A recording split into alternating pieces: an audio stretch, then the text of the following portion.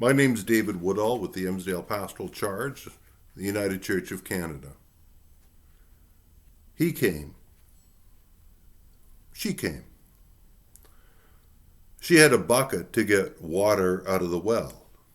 He didn't have a bucket. He just sat down by the well. He was thirsty.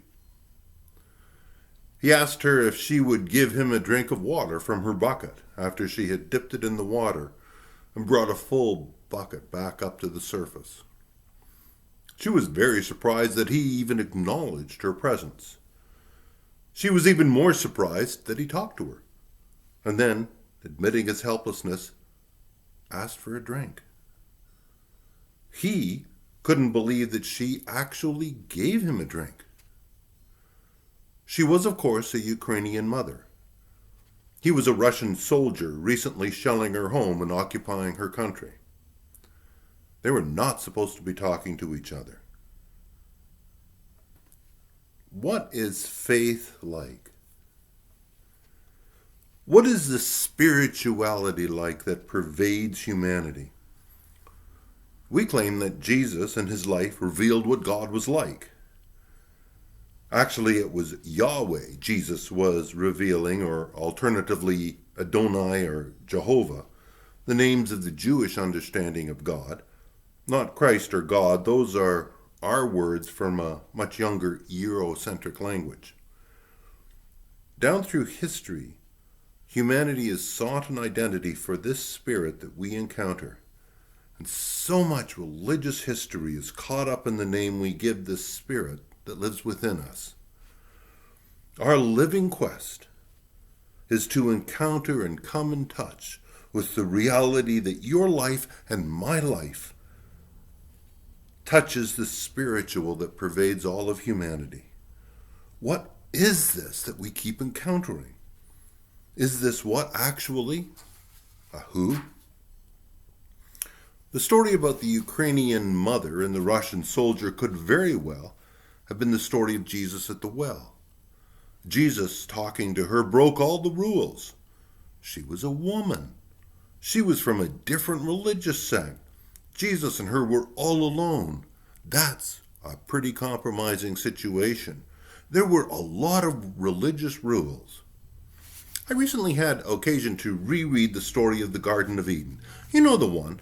God made this wonderful garden and then made a rule that Adam and Eve could not eat from this one tree. And I realized a couple of things. God does not make petty rules to control us. And that rule was nonsense. Any parent could have told you that. This story was recorded by a scribe in a male-dominated priestly culture that needed to preserve its power over people and particularly to ensure that women remained second class. So an imaginary rule was created that God must have said, right, because it's in the Bible. Except God doesn't make petty rules to control us. Now the fun part that the scribe missed out on was that the woman broke all the rules because they really didn't exist. Talk about shattering the glass ceiling.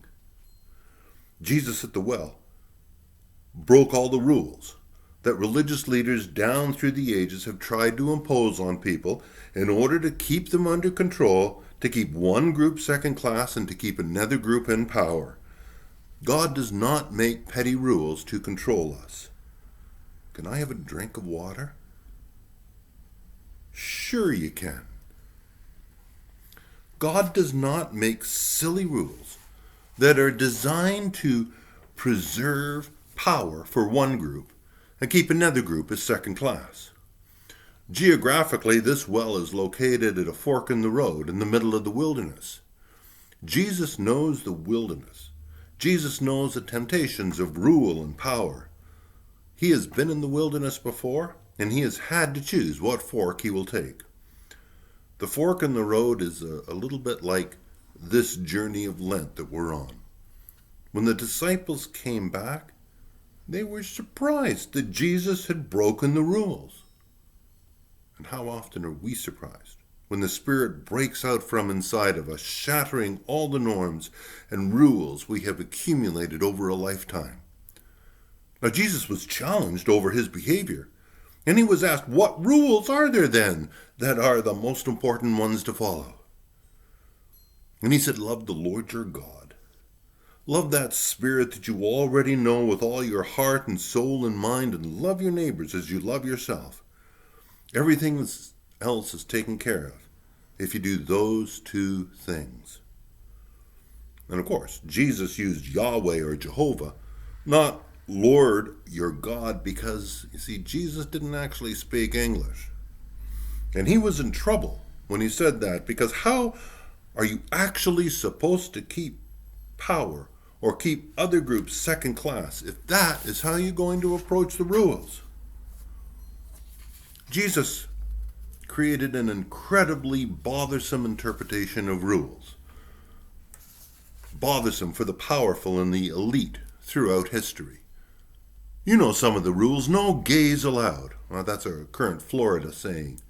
No immigrants, no women ministers, no transsexuals. It goes on and on and on. And we don't get it because we like rules. The Spirit of God is not petty rules designed to control us. It's a cup of water shared by a Ukrainian woman with a Russian soldier. Jesus talked about what condemns a person. How many times have we judged another person or chosen to ignore that person because they were different from us, because they affected our sensibilities? Now today we don't reject outright. We're too sophisticated for that. We just choose not to sit beside them at a meal or ignore them or put on a show of toleration for their presence. Jesus said the condemnation came when we chose not to sit beside them at a meal or ignored them or merely tolerated their presence.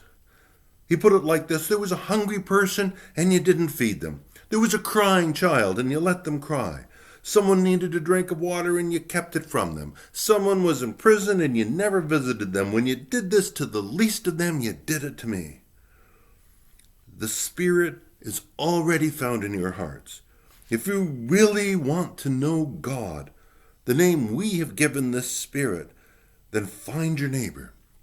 And you will find people like you and I and so many others who struggle every day to do the best we can. We laugh and we cry. We're capable of incredibly wonderful and loving actions, and we're capable of the most inhumane atrocities that you could ever imagine. We live by grace, forgiven and forgiving, thirsty and drinking, sharing a cup of water.